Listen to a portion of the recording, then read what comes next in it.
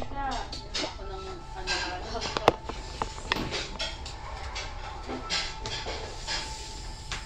Sorry ko kaya.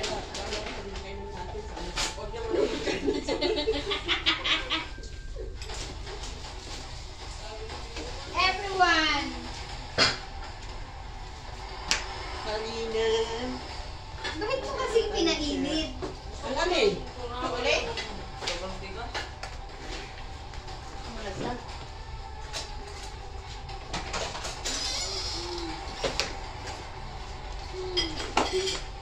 May rice pa doon. Ininis ka din. Ito, may rice dito. May rice din ako.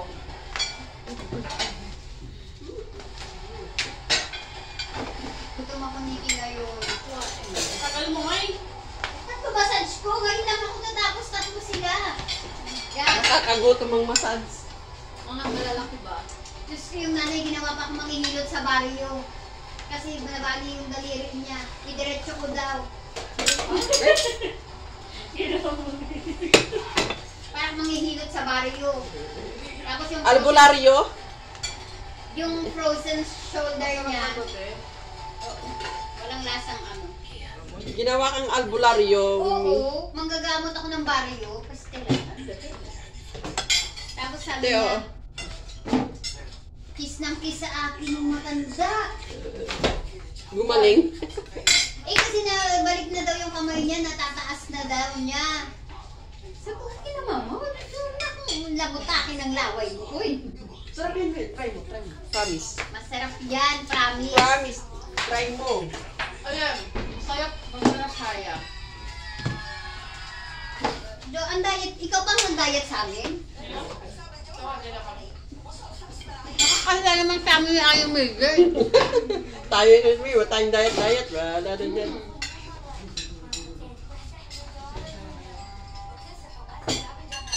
Ano din? Ito lang, gulay lang.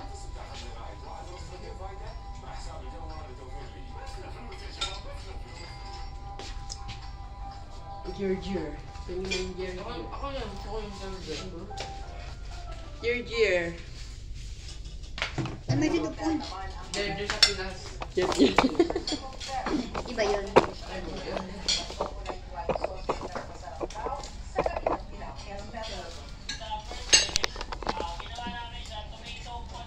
Ay, may upuan pa tayo sa luto.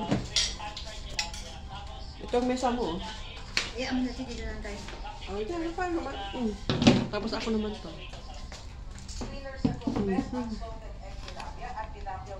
Tilapia? Ano yan, tilapia? White sauce.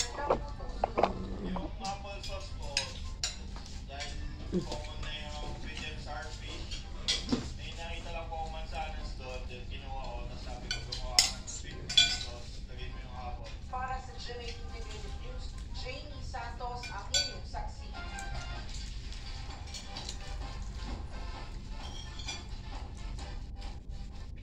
Si Malu kaya? Gising na yun? Gising pa yun? Bakit yun ang exercise? Ay. Ate, paabot ng ano yung sauce? Maharag. Yung puti. Yun. Pati yung pilpil. Yung sa'yo to, yung plus doon, may plus doon. Yung plus lang sa'yo yan, di ba? Ano yan? Ito kayo.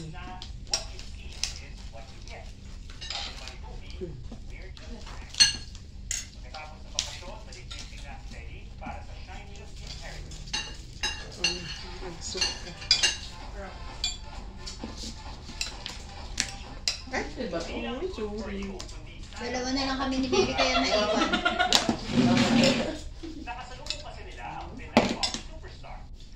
Mia, harap ko na mag-ano.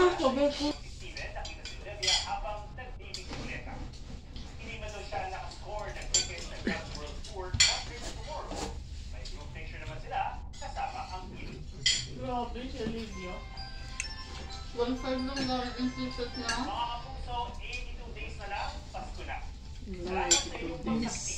Kahit sabihin mo, wala na, hindi na kami. Mami ko nang at sa mas malawak sa paglilingkod sa bayan. Mula sa GMA Integrated News, ang News Authority ng Pilipino, thank you. kasama tayo speaking, saksi. Ano ba yung fried?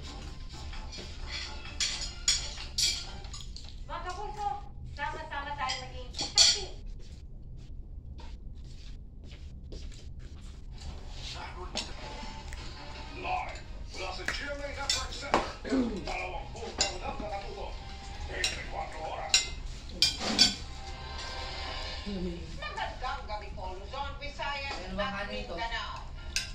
Pinawalang sada sa plunder ng Sandigan Bayan, sina dating Senador Juan Ponce Enrile, pati ang kanyang dating Oh. chief of staff na Ate, paabot ng kutsara, Ate Bonsai. Bonsai, buhay pa? Buhay pa. No, matanda na yan kaya.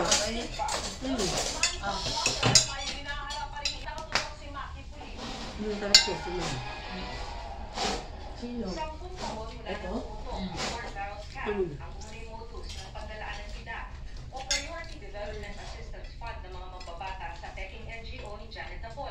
para makatanggap ng kickback, pinawalang sala ni dating senador at naging Presidential Legal Counsel Juan Ponce Enrile sa kasong plunder. Diba? Gigi Reyes at si Janet Napoles. Ang haba ng buhay din. 100 na ba yung age niya? Baka parang ganun yan. Kasi siya ng gobyerno natin, no? Yung hirap na yung gobyerno ng Pilipinas, tapos pinag-talo na nila pera, no? Kay Enrile o kay Reyes. Sabi pa ng korte, nagpakita ni Neke ang mga dokumento para kunyari natanggap ng mga benepisyaryo ang pondo mula sa SIDA. At base sa mga ebidensya, hindi napatunayan ng prosekusyon ng kasong plunder na ayon sa batas ay dapat umabot sa 50 million pesos na ito.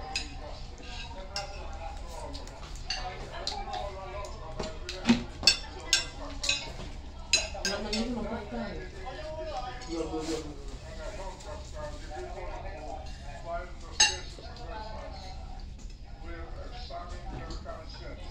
Hindi na nagbigay ng pahayag si Reyes. Wala? Pinasalo tayo ng mga yan, sila pa yung nag-diet, eh. Hindi ah. Nagpasalamat din sila Poles sa mga Tapos na rin si Napoles, no? Hindi siya na. Saan ka kayo? Lusot man sa plunder, may kinaharap na walay ng mga kasong 15 counts of graft, sina Enrile, Reyes at Napoles, bukod sa iba pang kaso. Masarap. Masarap. Paano lugaw? Sino pa pala sa surprise ito? May naunang conviction o aking Ako din ang pala yun. Napoles para sa Hindi ako makakapag-ugas ng kamay, eh. May gloves ako yan. May gab dito, oh. Kaya madali masira niyo. Mag-gloves ka eh. Kahit na pag nagmusan siya. Tsaka walang pahinga kasi, te. Kaya ilaga ko. Maninigas na naman yung kamay ko kaya. Mag-gloves ka tayo. Pag-doble ka na lang yung last week. Kasi guys, maninigas. Bawal ako dyan. Kanselado na, wala na. na iniuugnay sa iligal na operasyon ng Pugo sa kanyang bayan. Sabi ng DFA, fraudulent i-acquired o nakuha raw sa maling paraan ang kanyang pasaporte. Sa certification May nag-approve naman kasi, ba't siya sinisisiyo? lumalabas Pera! na nag-match ang biometrics ni Pugo mula sa Pinata- Na yung nag-issue dyan sa Suwantin eh. Oo, dapat tinanggal natin sa tinanggal natin yung mga andyan sa ano. Masyado kaya nakapokus kay dito. Hindi nila nakikita yung mga nag-approve sa kanya kasi nag-approve sa kanya sa Natanggal na. pagiging mayor. Pati Oh. birth certificate. Hindi may kasalanan doon. Hindi naman. Nag-apply naman siya. Ibig sabihin, meron siyang copy. Makinit siya nilayo mo. Mag-graduate ko na. Mga tanga nga, inaano nila si Yan. Hindi sila mag-focus doon sa kung saan yung galit mo kasi nag-approve sa mga ano niya. Hindi, sinabi na rin yan, napag-usapan na rin bago mag-focus kay ano, sa isang tao. Mag-focus na lang kung saan nagsimula. Sino ba nagsabi doon na ano, nung hearing? Ligata. Ricardo, si Tulpo. Oh, yun, oh. So, sila yung si Turpo din. Kasi nag-focus lang sa isang tao, ayun, lalo daw sa Nakatakas na yung iba. May sakit na naman kasi siya, eh, may nagkakasakit na rin siya. Kailangan daw naka-hospital arrest siya. si ano? Ganyan ang mga ano mayayaman. Pag may mga kaso, sabihin nila, May sakit. may sakit sila para mag-special treatment sila. Kahit wala. Sino ba yung mga ganyan na ano noon? Si Gloria din ata. No? Napulis, Gloria. investigation. Bukod sa money laundering, humarap din si Ong sa prosecution panel para Ang ganda nito ni Cassandra eh. Kaya ang ganda niyan. Nainis ako kapag inigamit ng mga ugali ng mga nag-interview sa kanila. Pinakahiya sila. Counter affidavit, but we can ask for a extension of records and complexity of both cases. Para sa GMA, Dalawa lang kami ni Mary. Tapos sa kanila, tutulong lang sana sa trabahador na nakitang walang malay. Early pala sila. Ikaw lang ang late. Bangkay na ng ganda ng otoridad ang apat na trabahador na ito. Pero kung mahirap, papayag na lang. Maraming nga ng pagayag ang may-ari. Kasi para sa kayo lalaban ka eh. Wala ka naman pera. Integrated News, Jomer Apres.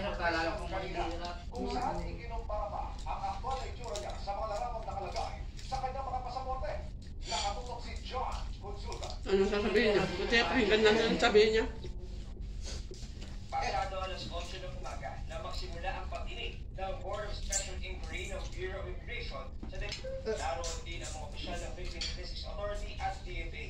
Reklamong misrepresentation as a Filipino citizen ang isinampa ng PI laban kay Sheila dahil dalawang pasaporte na nakuha sa kanya. Isang Filipino passport at isang larawan kung saan makikita si Sheila na nakaupo kasamang ibang taga-PI. Tinanong ko si Miss Sheila ko, tinatanggi niya yung pagkakatanggap ng notice, pagkakaperma.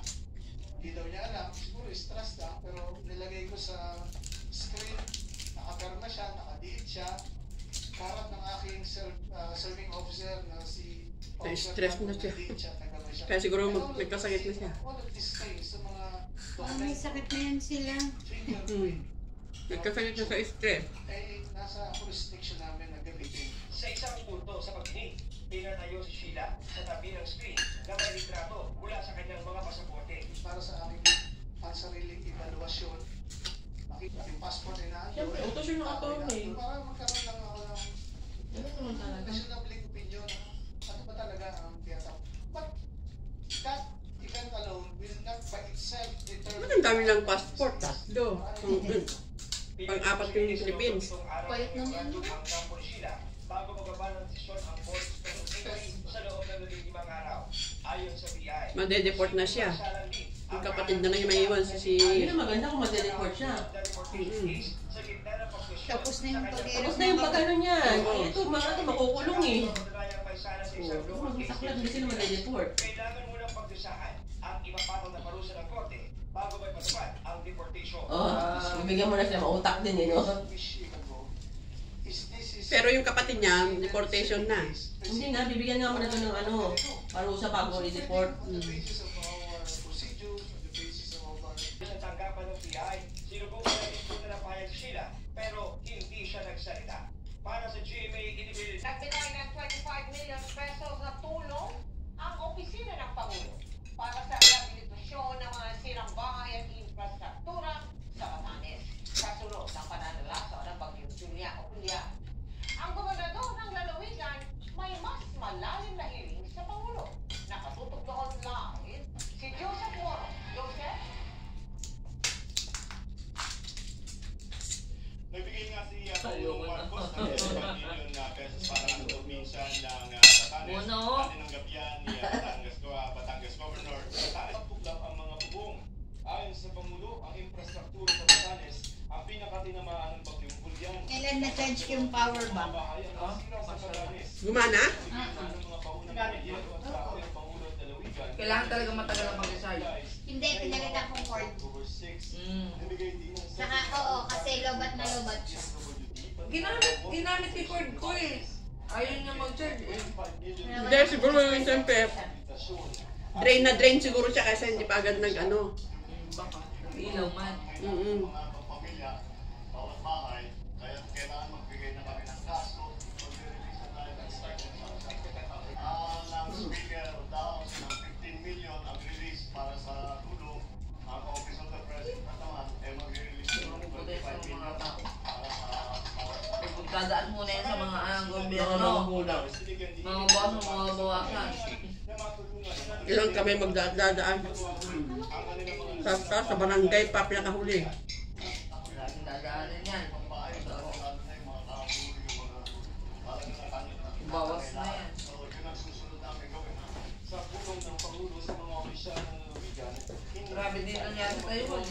Yun yung nasunog sa bus. Mga nakasanayan Ang kailan? Mga bata. ay mga kahoy at yero na rin ang ginagamit nila. Ano ba bang dahilan doon? Kasi sumabog daw ako sa loob.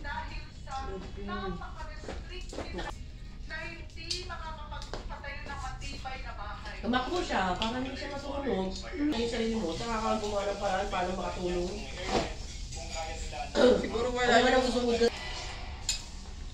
Ang pagmura daw ng presyo ng bigas ang isa sa pangunahing dahilan kung bakit bumagal Pag ganyan emergency, dapat may parang yan. o pagdalaw ng presyo ng Paano mga ako produkto. Yung mga nakikita ko sa sakyan dito, minsan may mga bakal o kaya bato sa loob ng ano nila. Kasi pag in case na ano, may pambasag sila. Mas mababa rin ito kumpara sa 6.1% noong September 2023. Pag bumaba yung inflation rate, pero mataas pa ang Raw ito ng executive order na nagpapababa sa taripa sa bigas. mayroon sa contribution.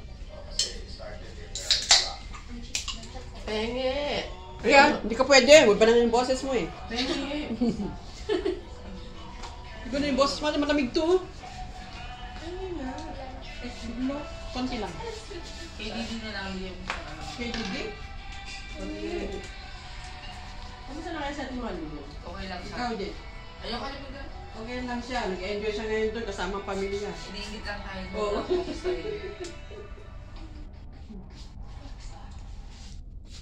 Kasama ang buong mag-anak niya. Enjoy.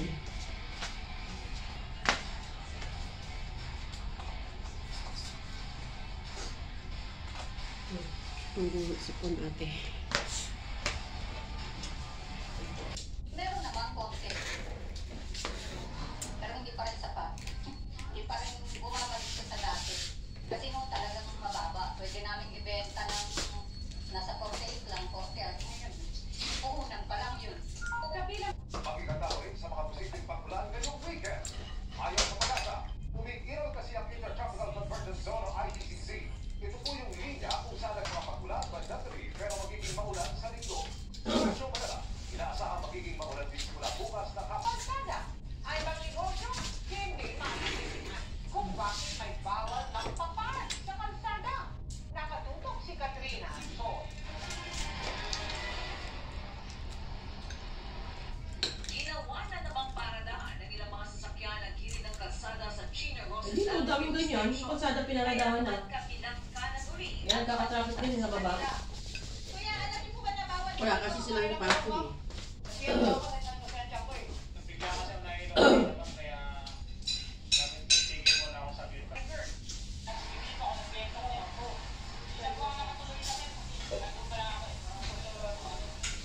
Kanya kaya kalusutan yan. Pero nang aming balikan, wala pang 10 minuto ay bumalik muli ang mga nasitang sasakyan. Gusto dito sa kapila, yung mga tao na po na nakapagpapalala. Lahat ng mga medium large. Basta tibigyan mo, huwag kang babayaran mo. Nag-iiyak ng mga posisyon ang Wala ma'am. Gumawa na ako ng Jem. sa lugar na may kakulangan sa parking spaces. Yes.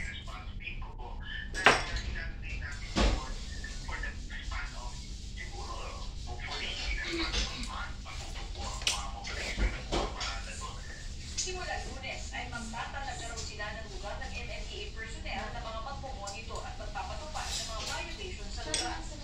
Makikipagtulungan din daw sila sa mga LGU para lalong mapasukan ang mga Ano mo pala eh?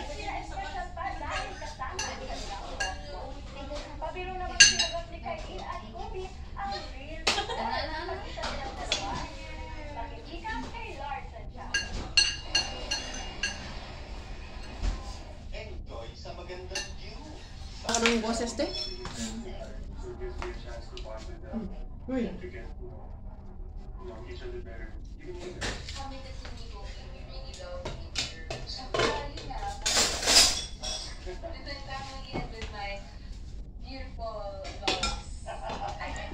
Masasabi ba ito na mas naging espesyal ang kanyang team? Basically our first time or second time by the pitch. So it's gonna be interesting to Kasi yung first time po namin sa China, nang tanungin